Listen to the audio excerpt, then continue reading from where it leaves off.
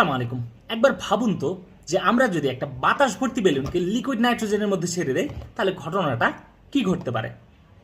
আপনার ভাবনা শুরু হওয়ার আগে আপনাকে একটা ক্লু দিয়ে রাখি যে নাইট্রোজেনকে লিকুইড বানাতে হলে আমাদের তাপমাত্রা কমপক্ষে -196.8 ডিগ্রি সেলসিয়াসের নিচে নিতে হবে, কারণ নাইট্রোজেনের স্ফুটনাঙ্ক হচ্ছে -196.8 ডিগ্রি সেলসিয়াস।